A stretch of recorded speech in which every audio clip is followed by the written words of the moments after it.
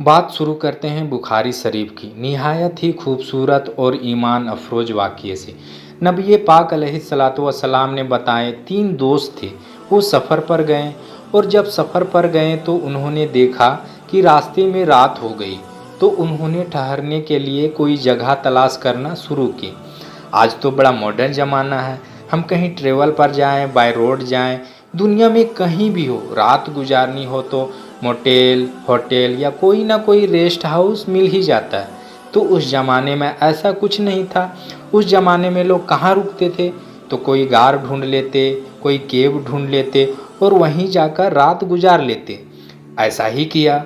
वो तीनों दोस्तों ने एक गार ढूंढा, उसकी सफाई की और कहा यहाँ रात गुजारते हैं और सुबह फिर ट्रेवल जो जर्नी है वो आगे चलाएंगे। अब क्या हुआ, जब रात उस गार में गए, अल्लाह की करनी ऐसी हुई कि एक बड़ी सी चट्टान गिरी और उस गार का मुंह बंद कर दिया।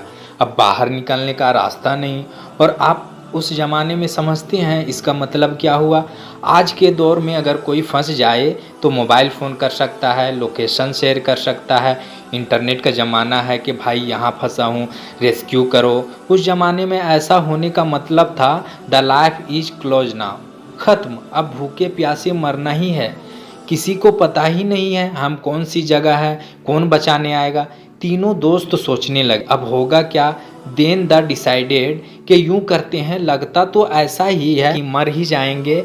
अल्लाह से दुआ करते हैं और बारी बारी हम तीनों अपनी ज़िंदगी का कोई ऐसा अमल अल्लाह की बारगाह में पेश करते हैं जो हमने ऐसा किया है जो हमें उम्मीद है कि अल्लाह उसे कबूल फरमा चुका है और अल्लाह उस अमल की वजह से हमें इस गार से निजात दे दे। पहले दोस्त ने हाथ उठाया और हाथ उठाकर दुआ करता है कि या अल्लाह, एक बार ऐसा हुआ कि मेरे ख़ानदान में एक लड़की थी, मुझे वो पसंद भी थी और एक बार उस लड़की ने मुझसे मदद मांगने आई। वो कोई प्रॉब्लम में थी, कोई कर्जा वगैरह लेने आई थी, तो मुझ पर शैतान गालिब हो गया। मैंने कहा पैसे तो दे दूंगा मगर तुम्हें मेरे साथ बुरा काम करना पड़ेगा। लड़की बड़ी मजबूर थी, कहने लगी ऐसा ना करो, अल्लाह से डरो, मैं ज़रूरतमंद हूँ, मेरी मदद कर दो। वो लड़का कहता या अल्लाह, मेरे पास काबू भी था, कंट्रोल भी था। वो लड़की राज़ी भी हो गई थी मगर बेचारी ने कहा मुझसे कि अल्लाह से डरो, ऐसा ना करो। ए अल्लाह, उस वक्त मेरा दिल में तेरा खौफ आया, मुझे कोई देखने वाला नहीं था। ए अल्लाह, फ़कत तेरी रिजा के खातिर मैंने उस लड़की को छोड़ दिया। ऐ मेरे मालिक, अगर वो अमल मैंने तेरी रिजा के लिए किया था तो मेरे मौला हमें इस मुसीबत से निकाल दे। वो चट्टान जो है ना, थोड़ी सी ऑटोमेटिकली अल्लाह की रहमत से सरक गई मगर इतनी भी ना सरकी कि तीनों दोस्त वहाँ से निकल सके। और मैं ये वाक़या हदीस पाक की बुखारी शरीफ का सुना रहा हूँ। अब बात करते हैं दूसरे दोस्त की। उसने हाथ उठाया, कहता है या अल्लाह अज़्ज़वजल, मैं जंगलों में लकड़ियाँ वगैरह काटने जाता था और जब वहाँ से लकड़ियाँ काट कर काम काज कर रात देर से आता था तो मैं अपने वालिदैन को मैं सबसे पहले बकरियों का दूध निकाल कर पेश करता, उसके बाद मैं अपने बच्चों को दूध पिलाता। ऐ अल्लाह, एक रात ऐसा हुआ कि मैं आया, रात को देर हो गई थी, दूध निकाला, माँ बाप के कदमों में गया तो मेरे वालिदैन सो गए थे। ऐ रब्बे करीम, मैं सोच में पड़ गया कि वालिदैन सो गए तो बच्चे को कैसे पिलाऊं। अदब तो ये कहता है ना कि माँ बाप को पहले पिलाना है। बच्चे कहते रहे बाबा जान हमें भी पिलाएं। हमने कहा नहीं, मैं माँ बाप के किनारे खड़ा रहा सारी रात कि जब माँ बाप की नींद खुलेगी मैं उसे दूध पेश करूँगा। ऐसा ही हुआ, जब माँ बाप उठे तो मैं पहले माँ बाप को दूध पेश किया, फिर अपने बच्चों को पिलाया। अल्लाह, जो मैंने खिदमत की थी अपने माँ बाप की, अगर वो खिदमत तेरी रिजा के लिए की थी तो मेरे मौला हमें इस गार से निजात दे दे। हदीस पाक के अल्फाज हैं, वो पत्थर थोड़ा और सिरक गया मगर इतनी जगह ना बनी कि वो तीनों निकल सकें। अब तीसरा दोस्त, उसने हाथ उठाया, कहता है या अल्लाह, एक बार एक मजदूर आया था मेरे पास, उस मजदूर ने मेरे पास मजदूरी की और अपने पैसे लेना भूल गया। वो तो चला गया, मैं उसके पैसे संभाल के अलग रखे, बल्कि अपने कारोबार में एक छोटा सा शेयर जो है, कारोबार में छोटा सा हिस्सा उसके पैसों से करना शुरू कर दिया। बहुत अरसे बाद उस मज़दूर को अपने पैसों की याद आई।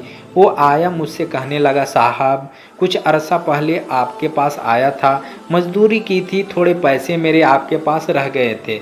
या अल्लाह, मैंने उससे कहा, ये सारा रेवड़ जो है ना, ये बकरियाँ जानवर सारे तेरे हैं। कहता है, मेरे कहाँ से हो गए, मेरे तो थोड़े से ही पैसे थे।